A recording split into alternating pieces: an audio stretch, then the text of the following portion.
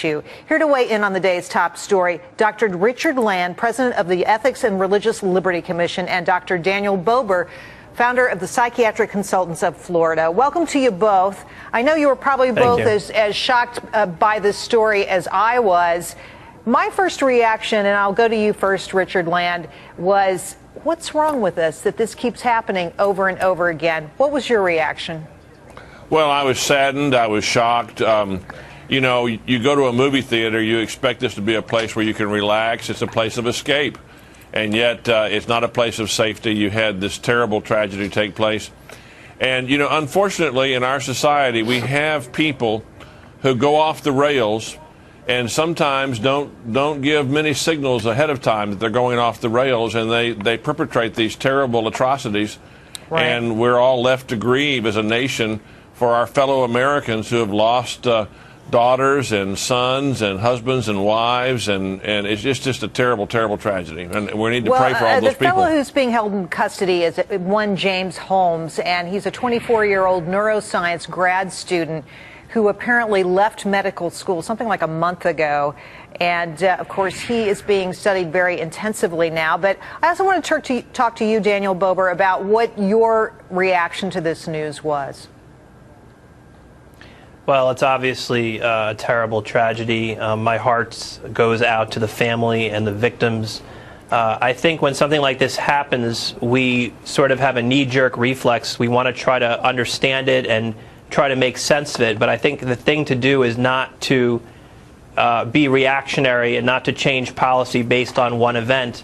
There are just some individuals who are deranged and who have sick, delusional fantasies, and they live in their own world. And there's really there's nothing that we can do really as a society from a policy standpoint to prevent that from happening. For example, I hear a lot of people talking about gun control, and it's obviously a very polarizing issue. But I don't think that gun control laws changing are the answer. There's really nothing you can do to stop an individual who is determined. Because it's not just gun laws people are talking about tonight. They're also talking about additional safety measures in theaters. Maybe, I don't know, maybe you frisk everybody. Often an overreaction at this time, as you just said.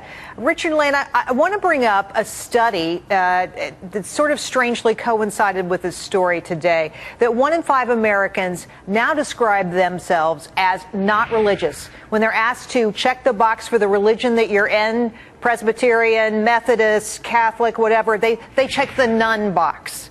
What do you make of it? And does it tell you something about today's society that might produce the kind of event we saw today? Well, perhaps so, although I wouldn't put too much emphasis on that. First of all, that study, it says that, 19% say that they're none, but actually only 5% are atheists or agnostics. The others are, quote, nothing in particular, which means that they just aren't very attached or not attached to any particular religious tradition. Are you taking solace in that? I mean, your reaction seems to be that, well, that's okay. Well, no, for me as a minister, it's not okay, but I think it would be different than having 19% who were committed atheists and agnostics. And these people tend to be, also the study said that they tended to be very young. And we know that a lot of young people go through a phase of rebellion. Look, I'm not here to advocate that America doesn't need to be more religious. I, as a minister of the gospel, wish that everyone would have, a personal relationship with Jesus and would go to church on a regular basis and pray every day. But I think the fact is that when we look at America, 81% of Americans claim to believe in believe in a supreme being. 75% claim to affiliate with some form of the Christian faith. And 61% say that religion is very important in their lives. So America is still, among the nations of the world, one of the most religious countries in the world. And I think that we turn to that for solace. It's all through our public institutions, in God we trust, on the dollar bill, and all of, the Declaration of Independence, the first paragraph mentions God. I mean, through and throughout our society, you see the references. Daniel Bober, to you, do you think that this study that I cited has anything to do with today's events? Is there any commonality in those themes? I don't think that they're necessarily linked, but I do think that there's a larger message, which is I think there's been a lot of changes in our culture. For example, there's been changes in the traditional family unit. I think people have had a lot more gratification from social media, from technology, and so as a result, I think they're getting that meaning somewhere else. If you look at the history of religion, it was really provided a moral and structural framework for people on how to live their lives, and I think we've kind of strayed away from that a little bit. I think we have some different ideas about that now. You know, you see an event like today, and a lot of people think, wow, how could it have been prevented? But time and again, when you really study these events in history, what you find is that neighbors thought this person was a little odd, or they had, you know, there was something going on that was amiss, but nobody ever took the time to really try to figure out what was going on. Is there some, Richard Land, missing link in our society that we're not watching out for each other as much as we might?